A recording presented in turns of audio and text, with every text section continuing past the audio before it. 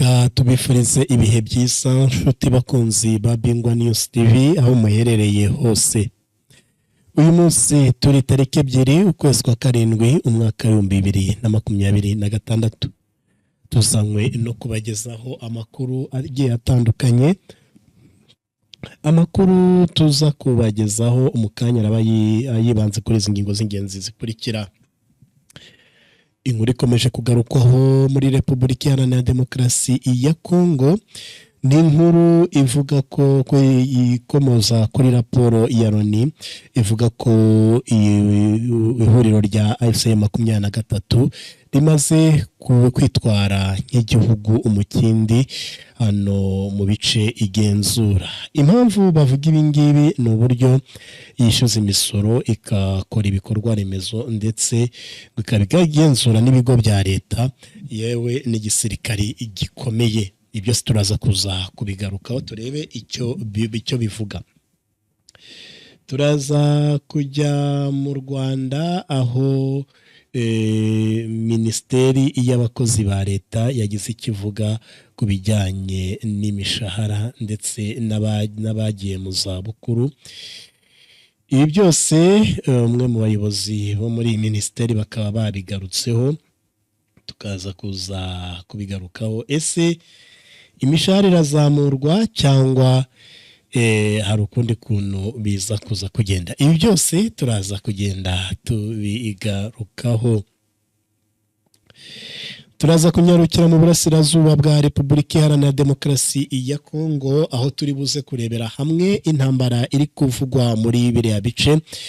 Kuri ubu FRDC yatangiye guta ibice iriruka, gusa bakavuga ko muri uyu mugoroba habaye ibitero bya drone mu bice bayoboye, mu bice bitarageramo AFC 23. Ese AFC 23 natwirwaneho bagarukiye muri urugamba rwo kuri uyu munsi? Byose turaza kugenda tubigarukaho.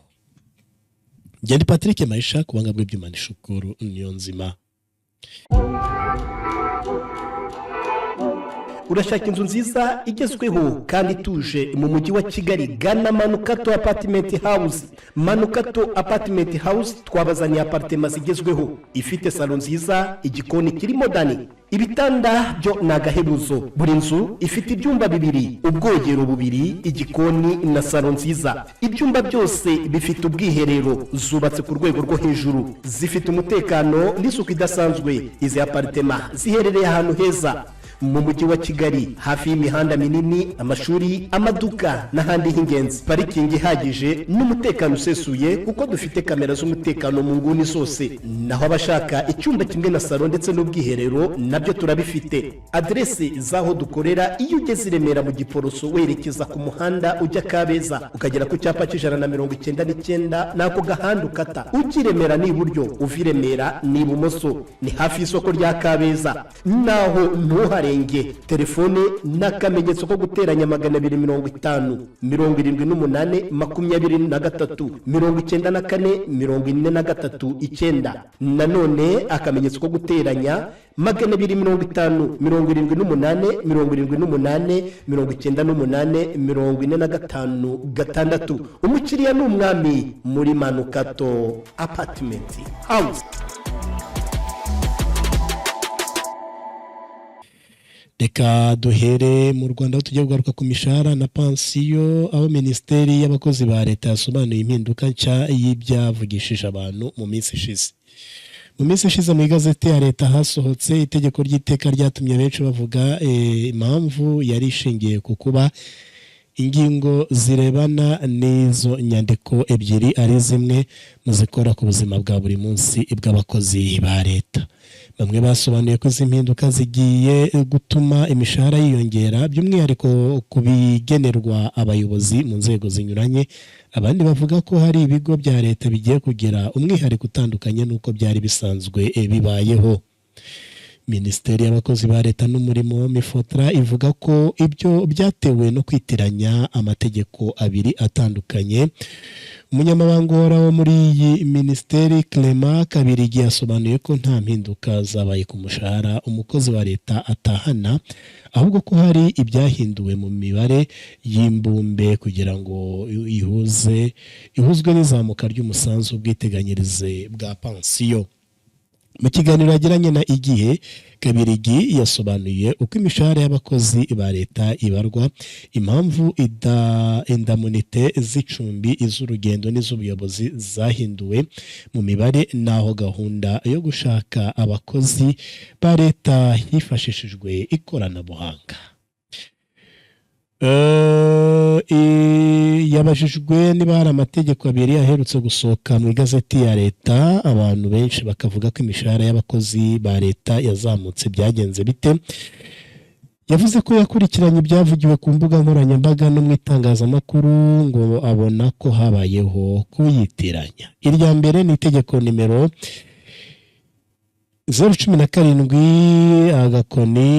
017/2026 ryo kuwa 23 Mata 2026 rihindura itegeko ryo mu mwaka w'ibihumbi 2020 rishyiraho sitati rusange igenga abakozi ba leta. Uko kurivugurura byari ukunoza uburyo inzego za leta zisaba zikanahabwa sitati yihariye. Ingingo zavuguruwe n'izigaragaza inzego zihabwa stati yihariye na Minisitiri w'Intebe, hakaba n'inzego zihabwa stati yihariye na Perezida wa Repubulika. Ibyo nibyo byavuguruwe kugira ngo binozwe neza. Hanyuma kubera ko iryo tegeko hajemo ibijyanye n'uburyo stati zihariye zitagenga uburyo izo nzego zishyirwaho imishahara, ariko ibyo byo ntibyahindutse kuko no mu mwaka w'ibihumbi 2020 niko byari bimeze. Ziriya nzego rero zifite stati yihariye, imishahara yayo yemezwa n'inama z'ubutegetsi Board of Directors. Ibyo bikaba bijyanye n'amategeko ashyiraho ziriya nzego. Kubera ko urwego ruba rufite stati ariko rukanagira itegeko rirushyiraho, hari itegeko rishyiraho RSSB, irishyiraho RRI n'itegeko rishyiraho Banki Nkuru y'Igihugu. Aya mategeko nk'uko yari muri ziriya nzego zihariye, iyo nama y'ubutegetsi y'icyo kigo yemeje iyo mishahara, biba bijyanye n'amategeko. Nta mpinduka rero zigeze zibamo mu zindi nzego ziri muri stati rusange igenga abakozi ba leta. Ubwo nuko zidafite stati yihariye ho imishahara igenwa hakurikijwe imbonerahamwe y'imirimo y'urwego ijyana n'imbonerahamwe y'imishahara. Dufashe urugero, Minisiteri y'abakozi ba leta n'umurimo ifite imyubakire yayo igaragaza ko izaba ifite minisitiri, umunyamabanga uhoraho, abayobozi b'amashami n'abandi bakozi. Noneho buri murimo ukaba ufite urwego cyangwa icyiciro ubarizwamo. Iyo hamaze gushyirwaho iyo structure, hashyirwaho umubare fatizo index value kuri urwo rwego. Uwo mubare ushobora kuba 400, 500 cyangwa 600 gutyo. Umushahara wa buri cyiciro uba ujyanye n'umubare fatizo w'urwo rwego hamwe n'umubare ufatirwaho kuri urwo rwego, kuko iyo mbonerahamwe y'imishahara ifite impagarike. Hari abari ku rwego rwa mbere, rwa kabiri, rwa gatatu gutyo. Noneho hakabaho n'urwego rw'intambike rujyana n'igihe umuntu amaze mu kazi n'uburambe. Ubwo rero umukozi winjiye mu rwego bareba muri bwa buhagarike, icyiciro yinjiriyeho na wa mubare fatizo urwego rufite, bikagena uburyo umushahara we ubarwa. Iyo mbonerahamwe y'urwego rw'umushahara byemezwa n'inama ya minisitiri. Nta mpinduka yigeze ibibamo kubera ko iyo ngingo n'ubundi yaje muri ririya tegeko rihindura iryo mu 2020. Abantu bashobora kuba baratekereje ko byahindutse, ariko ntabwo byahindutse.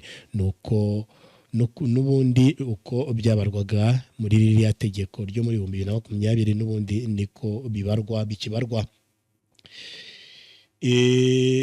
Ahangaha rero abakozi ba leta ngira ngo murabyumvise, nuko uko bimeze nta mpinduka zabayemo. Urebye ni gutyo ibintu bihagaze. reka tunyarukire muri Repubulika Iharanira Demokarasi ya Kongo. Amakuru arimo kuvugwa muri iki gihugu ni inkuru ijyanye n'imitegekere y'ihuriro rya AFC M23 ubona ko byatitije leta ya Repubulika Iharanira Demokarasi ya Kongo. Ese bihagaze gute? Bifashishije raporo y'impuguke za ONU maze bagira batya barandika wa mugani wa munyamakuru ati bafata wino barandika yize bati mu duce twigaruriwe na AFC 23 yashize ubutegetsi bumeze nk'ubw'igihugu kigenga. Ibinyamakuru by'Kinshasa iyi nkuru byayisamiye hejuru. Iyi nkuru umfa kuntu bayanditse ati raporo y'itsinda ry'impuguke z'umuryango w'abibumbye Loni igaragaza ko uretse ibikorwa bya gisirikari umutwe wa AFC 23 washyizeho ubuyobozi bwawo bwigenga mu bice ugenzura. Raporo ivuga ko AFC 23 yahurije hamwe serivisi zose zikusanya misoro zo ku rwego rw'intara mu rwego rumwe rusa na Kadeko. Yanagenzuye ibikorwa by'ibigo bya leta bishinzwe amashanyarazi SNN n'amazi Regideso. Ikindi kandi yasimbuje ikigo cy'ubwishingizi cya leta Sonasi izana ikigo kigenga cyitwa Imperial Assurance cyari kimaze kwiharira igice kinini cy'isoko ry'ubwishingizi muri Werurwe 2026 mu duce igenzura. Nyuma y'uko ubutegetsi bwa Kinshasa buhagaritse ibikorwa bya banki muri ibyo bice, havutse ibigo bitanga serivisi z'imari byigenga. Muri byo harimo Access Finance SA gitanga serivisi zo kubitsa amafaranga, kohereza amafaranga no gucunga konti Igoma na Rubaya. Kikaba gifite umugambi wo kwagurira ibikorwa byacyo i Bukavu. Raporo ivuga kandi ko utwo duce twigaruriwe twagabanyijwemo uturere dutatu twa gisirikari, buri kamwe kagira ubuyobozi bwako. Ibi nk'uko Loni bivuga bigaragaza ko AFC 23 iri kubaka imiyoborere n'inzego z'umutekano zigamije kumara igihe kirekire aho kuba ubutegetsi bw'agateganyo bwatewe n'intambara gusa. Muri make raporo y'impuguke za Loni isobanura ko AFC 23 itagikora nk'umutwe w'inyeshyamba gusa, ahubwo yashyizeho inzego z'ubuyobozi, iz'imisoro, z'imari n'iz'umutekano zikora nk'iza leta mu bice igenzura. Iyi ni imwe mu ngingo zikomeye zigaragaza muri raporo ya Loni ku bibazo byo mu burasirazuba bwa Repubulika Iharanira Demokarasi ya Kongo. Mu basesenguzi rero bakaba bicaye baravuga bati byararangiye, hariya byamaze kuba igihugu. Kinshasa rero sinzi kiza kuza gukurikira, gusa urabona ko ibinyamakuru yewe n'abasesenguzi ku bitangazamakuru bitandukanye bagiye bagaruka kuri iyi nkuru bavuga bati ese ahanga haracyari aha leta cyangwa haragiye? Ese koko haragiye? Kugeza ubu rero ntawamenya uko biza kuza kugenda, gusa nuko nguko ibintu bihagaze. Reka tuve muri politike tujye mu ntambara. Kugeza ubu ngubu ubwo twabagezagaho amakuru, Rwitsankuku yose yafashwe. Wa musozi wundi ukurikira Rwitsankuku bigeze kuri uyu mugoroba. AFC 23 na Twirwaneho batarawufata umusozi w'Abaruta. Bamwe bati wese ko hari hafi kuki batahafashe. Kurwana ni imibare, kurwana ntabwo ari uguhubuka. Hano bageze bari kurwanira mu misozi. Hano bageze amakuru dukura muri kariya gace avuga ko aho bageze harimo amashyamba, harimo amashyamba atari manini ariko agiye atatanye, hari agashyamba, hari agashyamba, hari agashyamba. Hariya rero urebye nabi wahura n'ikibazo gikomeye cyane, kandi n'ikindi mwikwirengagiza ko abasirikari batwirwaneho bari kurwana, ariko uburyo bari kurwanamo ntabwo ari ukuva mu gace, ahubwo bitewe n'imiterere ya hariya ushobora kuva mu gace bagahita bakagarukamo. Nk'uko babonye bageze kuri uriya musozi bamaze gufata kwa hariya nahoze nabona amazina atoroshye, bari bari Karongi bose bahita bavamo barigendera. Hariya rero ubucungana ni ukuvuga ngo aho bageze barimo baracungana noneho no kureba ese Poezero uyu musozi wa Baruta ko bashinzeho imbunda ziremereye turawufata uti. Aha rero ni mu ihurizo. Ahangaha ni ihurizo rikomeye ririmo ni irihe? Ni ugupangira umusozi wa Poezero. Gusa hari amakuru avuga ko Poezero abasirikari bamwe bayihunze. Bitewe n'iki? Muri uyu mugoroba ngo haje drone zirasa mu bigo bya gisirikari bya FARDC hariya kuri Poezero.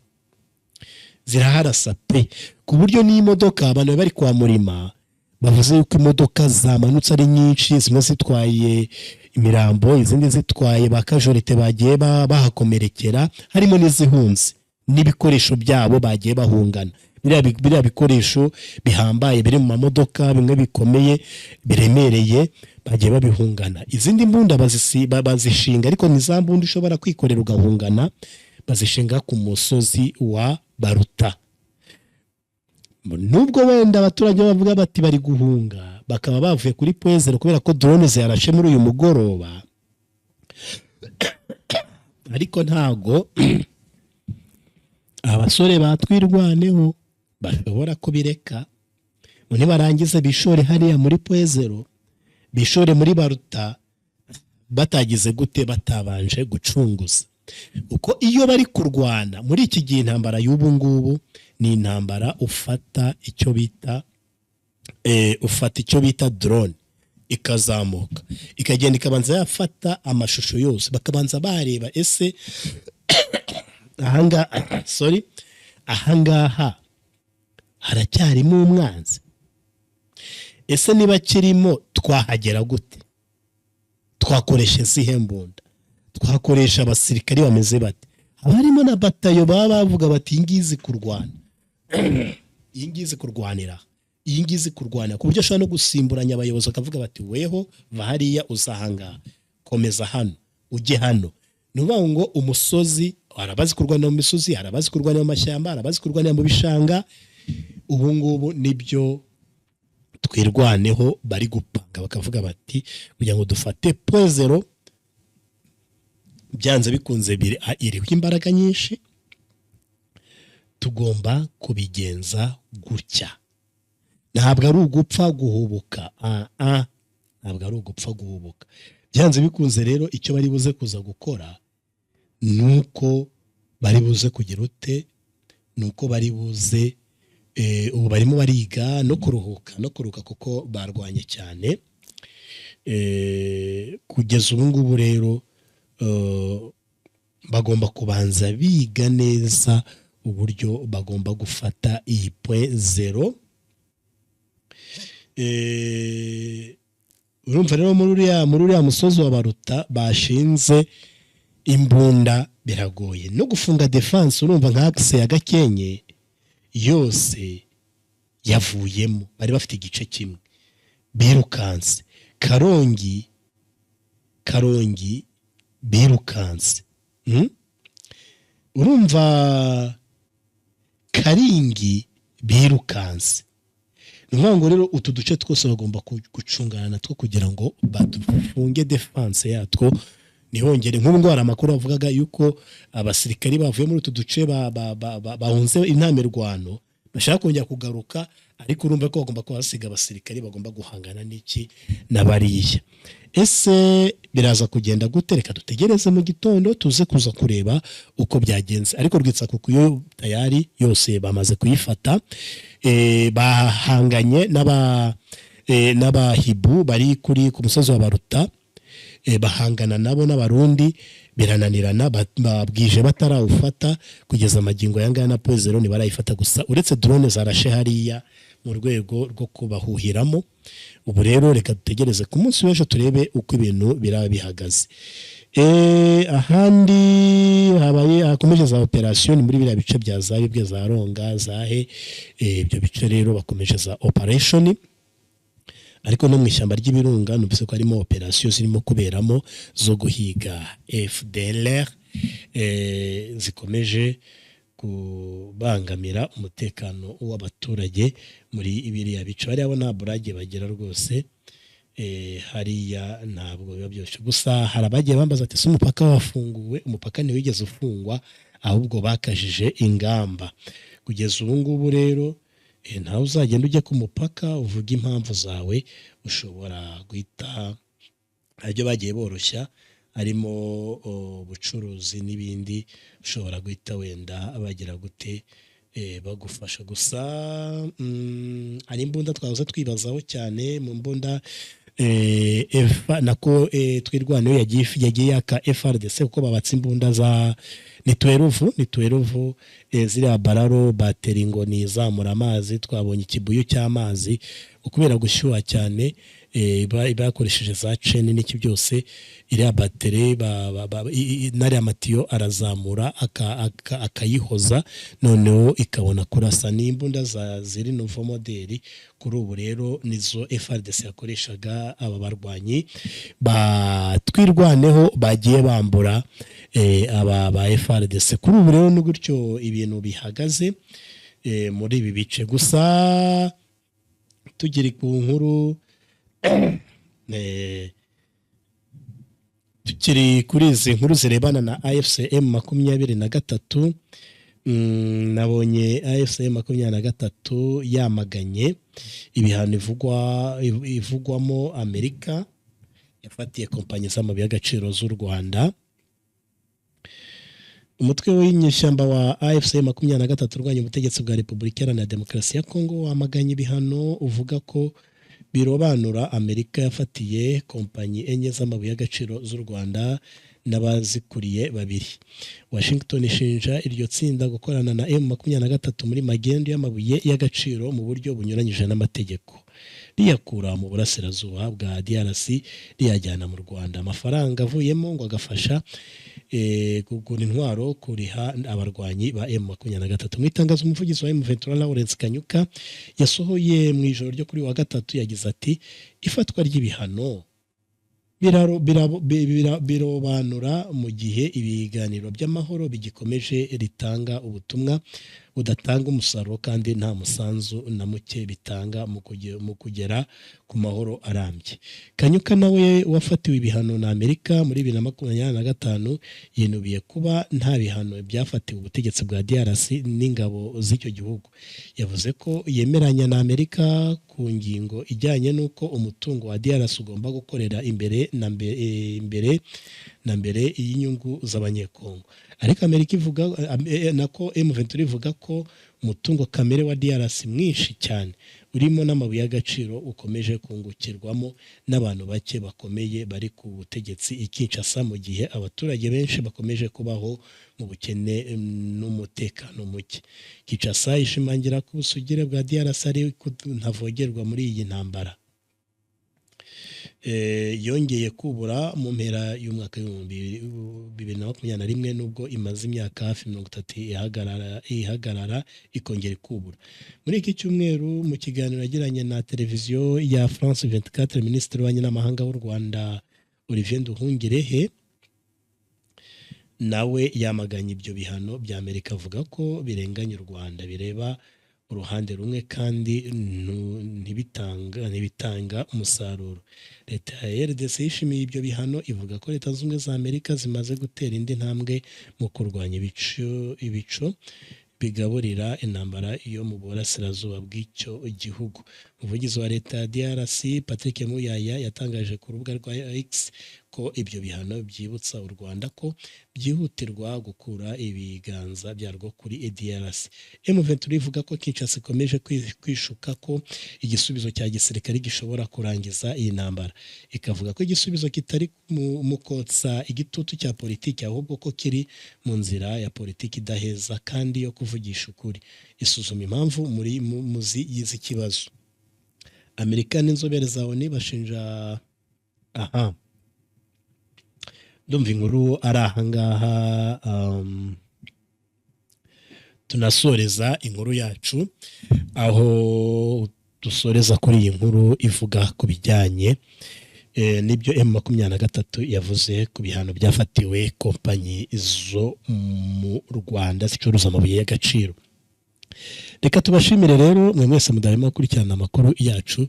Bashimire mwese na nshimire Shukuru Niyonzima ari kubanda mu buhanga bw'ibyuma, nanjye Patrick Maisha Moro y'Imana nakomeze kubana namwe.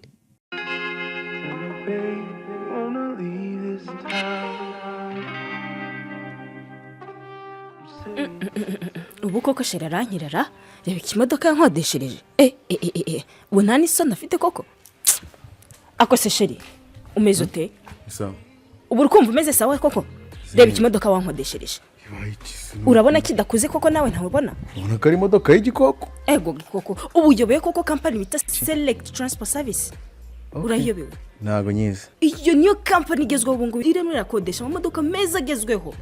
Ndana kwanze ngiye buriya ntabwo ngendana n'abatagendana bitagezweho. Nibyo koko waba uri mu mahanga uri mu Rwanda se n'ahandi wakura imodoka ikodeshwa uretse muri Select Transport Service. Serivisi dutanga nizi zikurikira: dutwara abagenzi bifuza kujya hirya no hino mu Rwanda no hanze yarwo nka Uganda, Kenya, Tanzania no mu mujyi wa Goma na Bukavu. Ushaka kwitwara se, iyi serivisi turayigira kuko tubafitiye imodoka z'amoko atandukanye nka Toyota, RAV4, V8, Texel, amavuatiri n'izindi. Dufite kandi n'imodoka zo mu bwoko bwa Benz. Tukagira n'amoko y'imodoka za Kia Sorento, K5, K7 na Hyundai, hari Sonata, Tucson n'izindi. Dukorera mu karere ka Kicukiro ahazwi nko ku isoko rya Ziniya ku igorofa rikoreramo Sako. Ku bindi bisobanuro waduhamagara kuri izi nimero zikurikira: 0788 55 76 57 cyangwa se 0788 41 76 04. Umukiriya ni umwami muri Select Transport Service.